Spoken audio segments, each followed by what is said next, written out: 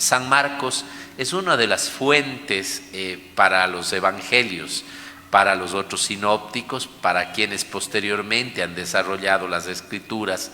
San Marcos junto con la fuente Q son dos textos de los más antiguos que nos sirven como para desarrollar después y conocer después un poco lo que fue la vida de Jesús.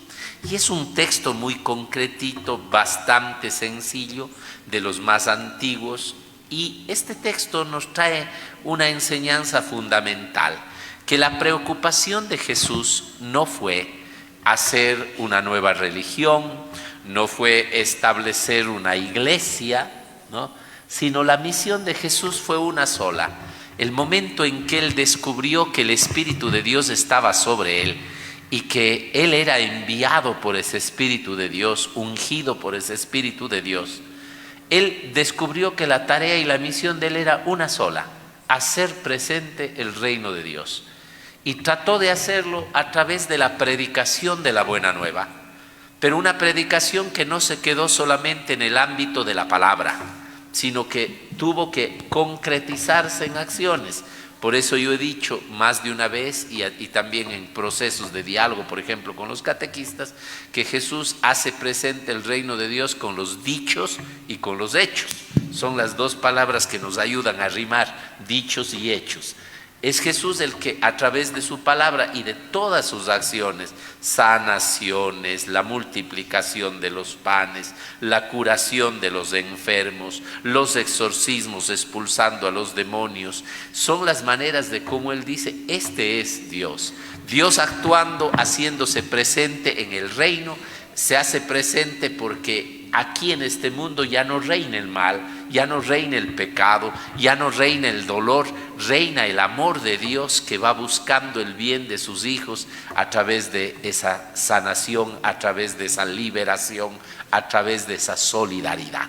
Entonces es así como Jesucristo hace presente el reino de Dios. ¿Qué paso da hoy día el Evangelio de San Marcos? No sé si tal vez ese retorno está alto, cada rato me está viniendo un pitito, si me pueden bajar, porque el padre Marcelo es despistado hasta decir basta.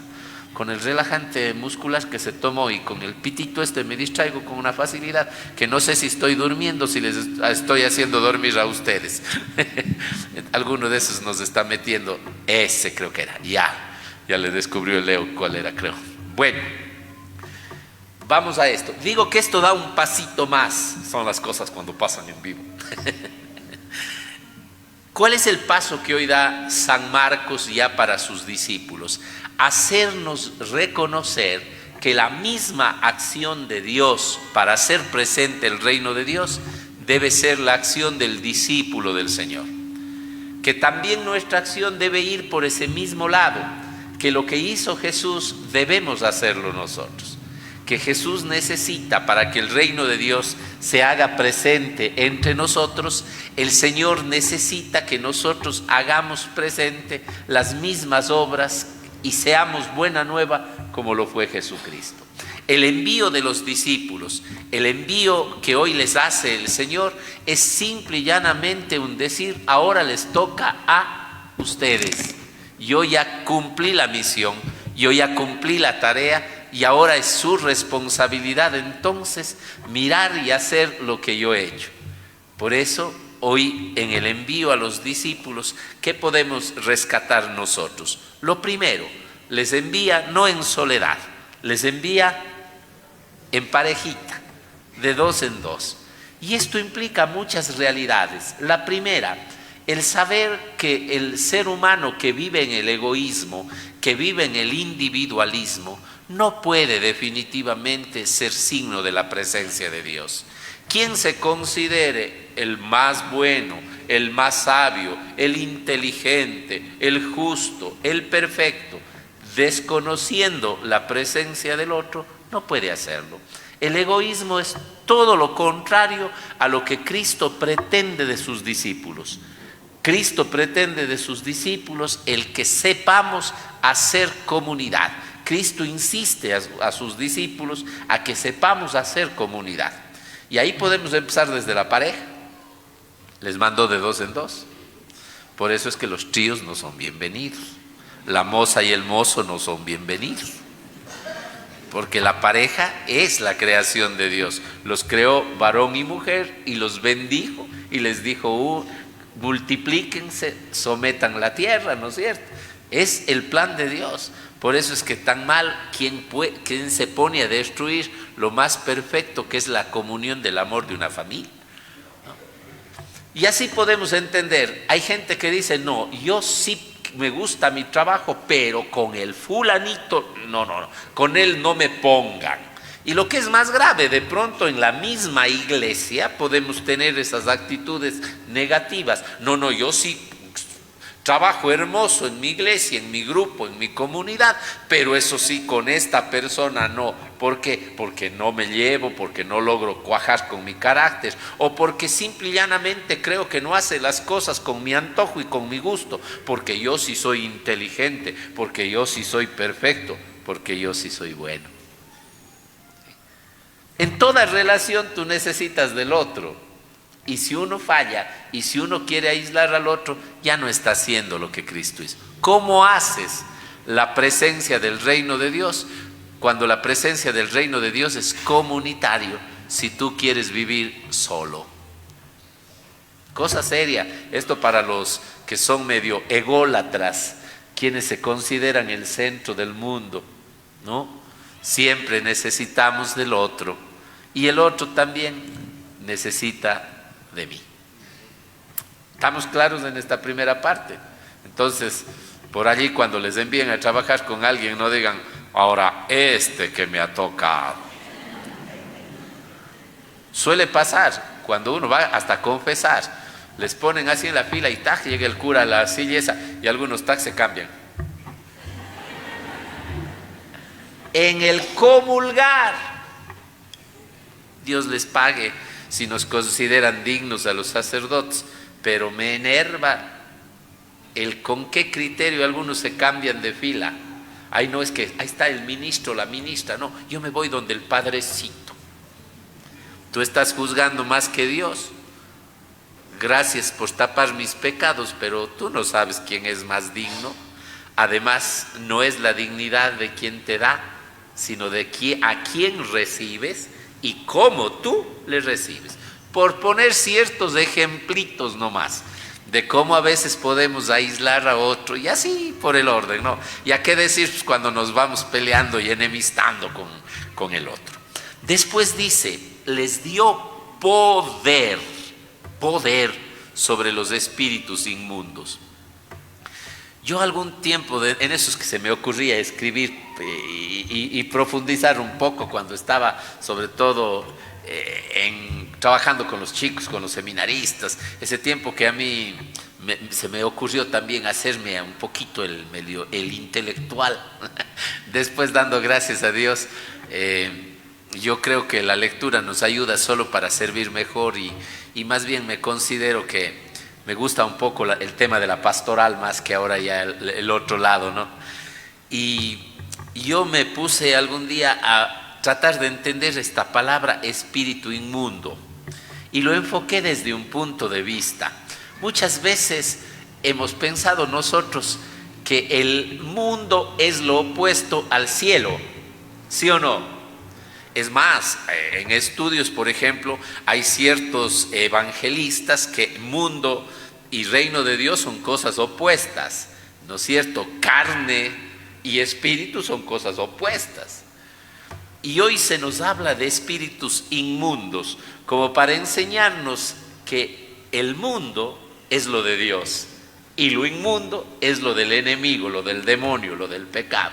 Como para enseñarnos que Dios hace las cosas perfectas y el hombre es el que muchas veces rompe esta armonía en el mundo y permitimos que haya esos espíritus inmundos que no tienen nada que ver con los cachos y con el rabo, por Dios, con el tridente, que tiene que ver con eso que va contra el mundo que Dios quiso. El mundo es el reino de Dios cuando se rige bajo sus valores, bajo sus principios, cuando Dios es nuestro rey, cuando Cristo es nuestro rey, y tú permites que el espíritu inmundo vaya contra Dios cuando permites que el mal, el egoísmo, el pecado, la lujuria, la vanidad, la soberbia, la corrupción destruyan la obra de Dios.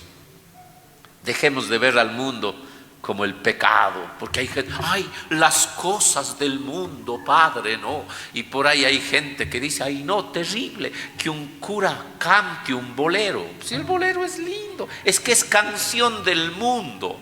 ¿Y dónde vives tú? Ah, tú eres marciano, tú eres jupiteriano. El mundo Dios lo hizo perfecto. Tus instintos, tus cosas inmundas, cuando permites que te dominen, está mal.